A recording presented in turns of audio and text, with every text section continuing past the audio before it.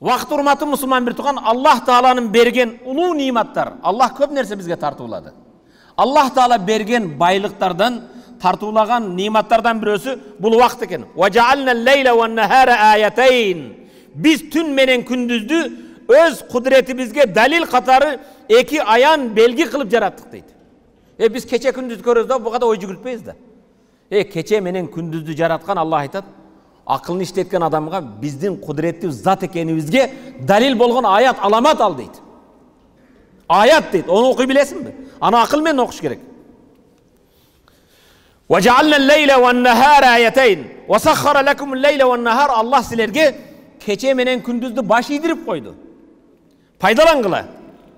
Эми карачы, Аллах Тааланын барлыгына бирине ишенбегендер, же keçe менен күндүздөн акылын иштетпегендер, Аллах Кур'анда Мухаммад сүресинин 12 аятында мындай дейт: "Валлазина кафару ятаматтаун".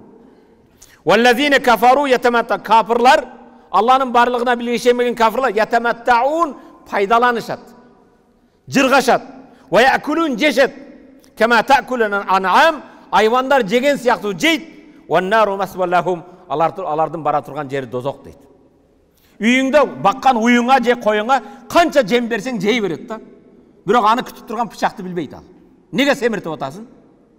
Аллах Тааланын барлыгына билгине ишенбеген, бул дүйнөгө эмнеге жаралганын билбеген адам, жана бара турган жерин ойлобогон адам жейт, ичейт, жыргайт, алардын бара турган жери дозок дейт. Аллах Мухаммад сүресинин 12 аят: "Валлазина кафару ятаматтаун". Кафирлар жыргашат, пайдаланат.